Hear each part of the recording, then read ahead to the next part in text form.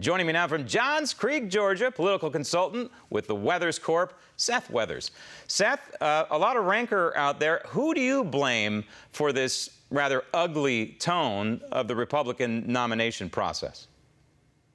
Hey, Graham, how are you today? Well, I think that depending on what ugliness you would be referring to, there's different sources of that. I think Bernie Sanders and his supporters have been a huge part of that, as well as George Soros's paid protesters have been showing up, disrupting rallies and blocking off streets. And I mean, can you imagine if Donald Trump supporters blocked off an actual highway to a Bernie Sanders event? I mean, how many people would have been arrested? It'd been nuts. Kind of fun, but nuts. You have a point there, but you didn't answer my question. You blaming everybody?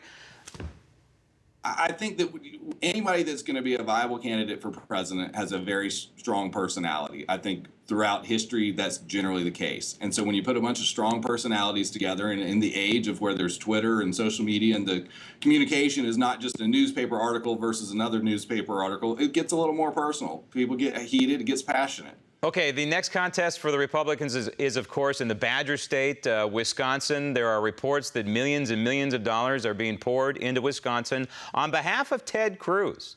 Right. These are PACs, anti-Trump PACs, etc. A lot of money going in there. The bottom line is, really now, every contest has become a make-or-break contest for Ted Cruz. He almost has to run the table here. However, having said that, the way the Republican Party kind of stacked up this primary process, there are so many winner-take-all states, it's conceivable. It is possible. When you say what is conceivable, for Ted to take the...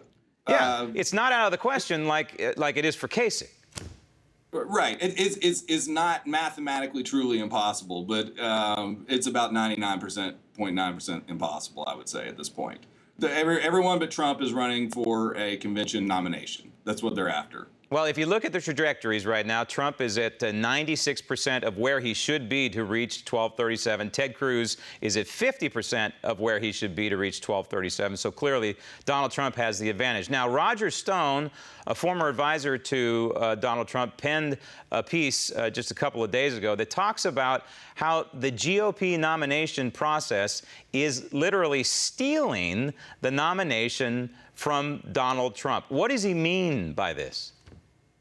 Well, I think what probably Roger is referring to is you've got party systems within each state that controls the delegates. And a lot of the Trump supporters are new to the ballgame. They've not been involved in their local party politics, so they're not necessarily delegates to the state or national conventions.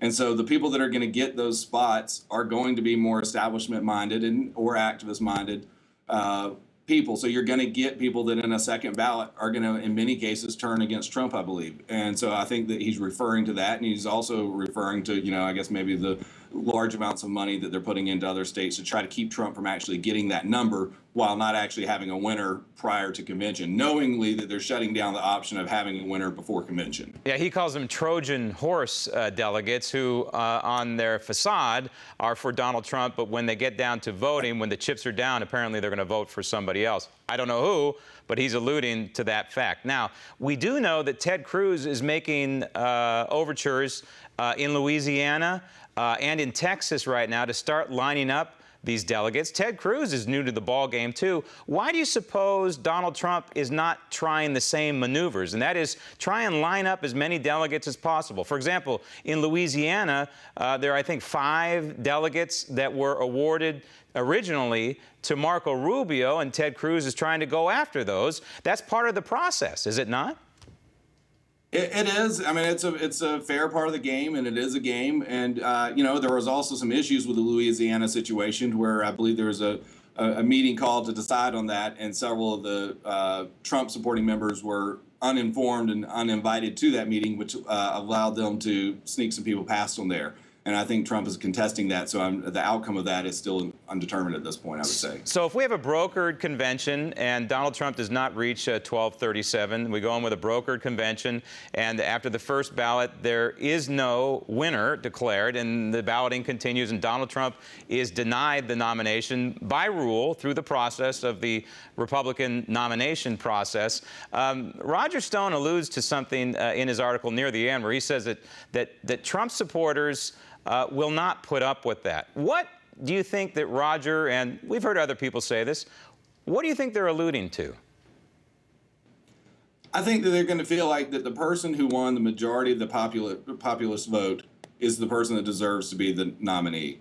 And I think a lot of the new people that have come into this party have been so frustrated and sick of the politics we've had over the years that Trump was what ignited them and brought them out. And I think when they see the guy with the highest popular vote getting denied the nomination, I think they're going to be kind of done, and they're going to go back into hiding like they've been for the last decade. But we do believe in rules, right? I mean, the rules are the rules, and they've been the rules since 1850. Well, they took them all the damn time. Well, you're referring to the actual electoral college. Okay, Right. I thought you were talking about. You have to have them. You have to have a majority under the Republican process. You have to have a majority of delegates to claim victory, claim the nomination, right?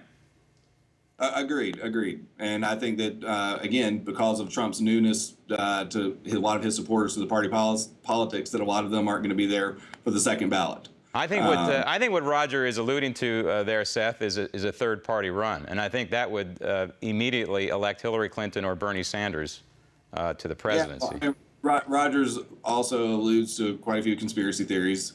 I like Roger, but so I would not bank on a third-party run because of Roger alluding to something in an article in InfoWars. Right, but I don't see Trump making a third-party run right now. I mean, if rules are followed and not broken by the party establishment, then I think Trump's going to go with it and take it for what it is. Well, there's a lot of risk here. Not only the 2016 election, of course. I think the Republican Party is at stake during this process, and I think our country is. Seth, thanks. Coming up next, defending religious liberty, which is under attack in Georgia. Also ahead, what we have learned from what happened 35 years ago today.